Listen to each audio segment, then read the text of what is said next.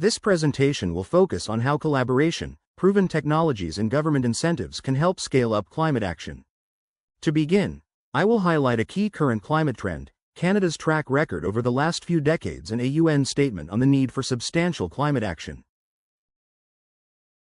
As shown in the graph on the left, carbon dioxide levels in the atmosphere are rising at increasing rate. The graph on the right is showing the amount of CO2 emissions in billions of tons per year estimated by the Global Carbon Project. The latest year shown in this graph is indicating that approximately 38 billion tons of CO2 were emitted globally in 2023. Since the amount of CO2 emissions are continuing to increase, it appears that total energy demand is rising faster than renewable energy generation. As shown in this graph, which was prepared by the Commissioner of the Environment and Sustainable Development for the Canadian Parliament, Canada has failed to meet its commitments to reduce its emissions over the last 33 years. The red lines in this graph connect dates of Canada's international agreements to the emission targets of these agreements. The green line illustrates the actual emissions. As you can see from this track record, substantially more climate action is needed in Canada. As a result, much greater climate action is required, which is summed up by the UN Secretary-General, Antonio Guterres, who said, "Our world needs climate action on all fronts, everything, everywhere, all at once." There are many entrepreneurs creating innovative technologies and trying to commercialize them, but this often takes many years before they can implement on scale. Instead, there should be more focus on scaling up proven technologies. Therefore, we recommend people take the time to learn about the many proven technologies that are now available for scale-up. To facilitate this process, work with others to develop a plan to implement a series of increasing larger projects to make an impact. Collaboration between people and/or companies with complementary skill sets can make a significant impact. For example, shown here are some possible collaborative projects, starting with a relatively simple one, which is agri-voltaics, that would include combining solar panels, energy storage and farming. Next is combining wind and solar farms with energy storage and geologic hydrogen to produce reliable electricity. Lastly, combining a biomass power plant with solar and wind farms and energy storage to produce biochar, reliable power and methanol. Shown here is an example of collaboration between a farmer, businessperson and engineer. To get started, a farmer offers to provide land for a project to combine sheep farming with solar panels and energy storage. Then an engineer researches options and proposes a scope of the project. Once the scope of project is determined, a businessperson obtains quotations for equipment and estimates the total costs and revenues. Then the farmer, engineer and businessperson work together to apply for funding to implement the project. Once funded, the engineer supervises the implementation of this project. If a project developer does not have sufficient resources to implement a selected project, it can reduce its costs and risks by collaborating with other organizations to implement it. For example, to combine wind and solar farms with energy storage and geologic hydrogen to produce reliable electricity, interested companies could work together to develop a plan for the project and then enter into a joint venture to implement it. Any needed expertise that is not part of the joint venture would be retained by this venture. Potential partners of the lead project developer could include the following companies: wind turbine, solar panel and energy storage equipment installers, an engineering consultant with experience in geologic hydrogen, a drilling contractor with experience in natural gas and/or hydrogen, a hydrogen-powered electricity generator equipment supplier, and finally, a consultant with expertise in tax credits and other financial incentives. This is an example of how more complex projects can benefit from collaboration between specialized companies with complementary expertise. Shown here is a schematic of a facility mentioned in the previous slide. It combines wind and solar farms with energy storage and a generator running on geologic hydrogen to produce reliable electricity. Geologic hydrogen is a key component of the facility since it can provide needed energy when there is very little wind or solar energy available for several days. Shown here is a schematic of the third example project, which is a facility that generates reliable power while creating renewable fuel at the same time. This is accomplished by combining a biomass power plant with renewable energy farms, energy storage and methanol production facility. By combining these technologies in this way, companies can significantly lower their costs and provide reliable power to their customers. This methanol production system is very useful in this regard since the power it consumes can be reduced if needed. For example, If the generated renewable energy substantially declines for a few days and there is no longer enough stored energy available, power to the methanol production system can be reduced or stopped. Implementing a project that produces renewable methanol is very timely since the demand for this renewable fuel is growing very quickly. For example, according to BIS research, the global renewable methanol market is projected to reach $3 billion by 2031 from $0.12 billion a decade earlier, which is a compounding annual growth rate of in the range of 40%. There are many organizations across Canada that could use their expertise and resources to facilitate collaboration in the private sector. For example, business accelerators could expand their focus to help existing companies to scale up climate action instead of just focusing on assisting startups.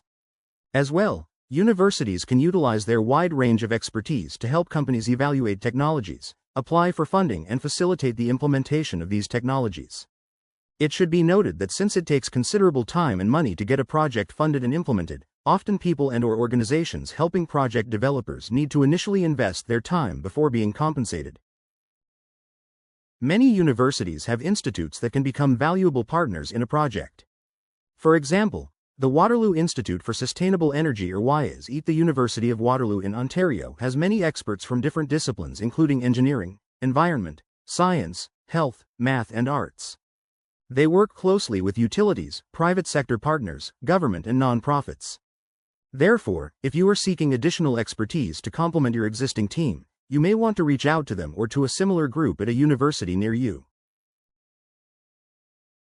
There are many pathways to obtain funding for a project. Shown here is one example pathway. First, review the wide range of proven technologies and funding options for a viable project and then select your best option. Then determine prices that can be obtained for long-term offtake of products produced by the project. If the expected revenues appear to be sufficient to make the project viable, develop a sustainable project plan that can attract investment. Then apply for incentive funding from governments. Once incentive funding has been obtained, apply for any needed loans and if needed, invite investors to invest in this project. Once sufficient funding has been secured, implement the project. It should be noted that since considerable funding is available for Indigenous organizations, companies may want to consider collaborating with one or more of these organizations to develop and implement projects. Along with established technologies, there are many relatively new technologies that are now being commercialized, which can be utilized by project developers to generate significant profits. Shown here are two examples. First is a sodium-ion battery for large-scale energy storage, and second are perovskite solar panels, which are relatively low cost. To provide you with an idea of the many technologies that are now in the process of commercialization, the next two slides show links to lists of investments by billionaires and notable investment funds. You can access these links by visiting a webpage mentioned at the end of this video. Shown here are links to lists of investments by billionaires with a focus on climate solutions. First is Jeremy Grantham's list of his favorite investments. Next is Chris Sacca's list of his selected investments, and finally, is a list of investments by Breakthrough Energy, which was launched by Bill Gates. In addition to billionaires investing in new technologies for climate action, there are several investment funds doing the same. Shown here are links to their investment portfolios. Starting with Climate Innovation Capital Portfolio, then Arcturn Ventures Portfolio, the Rise Fund Portfolio, Cycle Capital Portfolio, and finally the Eco Fuel Portfolio. The lists of investments in technologies shown in the previous two slides is only a small part of all the many technologies available. Since it is too much for one person to review all the available technologies for climate action, it is useful to collaborate with others to decide on your best options. These others could include companies and consultants with relevant experience, academic staff from universities, and staff from industry associations. There are many financial incentives available to help fund a climate action project. Shown here are links to web pages with funding options, starting with the federal government's Clean Growth Hub. Next is a web page showing grants and funding from the Government of Canada, as well as a link to the Federal Ministry of Environment and Climate Change's funding programs. Then there is a link to considerable tax credits allocated for carbon capture, utilization, and storage by the federal government. Finally, here is a link to funding opportunities for climate change adaptation by ClimateSAN. There are also funding options available to implement projects with Indigenous organizations. To provide you with an idea of range of funding options available, shown here are some links to web pages with funding options for Indigenous organizations. First is Indigenous climate and environmental funding. Next is funding programs, services, initiatives for Indigenous and Northern communities and organizations. Next is a link to programs that support Indigenous entrepreneurs and business owners in Canada, and finally, is a link to Ontario funding for Indigenous economic development. In conclusion, based on rising global carbon dioxide levels, the total energy demand appears to be rising faster than renewable energy generation, which is creating an urgent need to accelerate generation of clean energy. As a result, there needs to be a shift to implementing climate action technologies on a large scale. One way to help this process is to increase collaboration to scale up proven climate action technologies. There are many organizations that can help facilitate collaboration, including business accelerators and technology centers at universities. Finally, there are many funding programs and tax credits available to help fund climate action projects. Interested individuals and/or companies should investigate proven technologies that they can scale up in a profitable way. These individuals and/or companies should then explore options to collaborate with others, including business accelerators. Once a technology or a set of technologies have been selected to utilize for a project, they should explore funding options, including government incentives.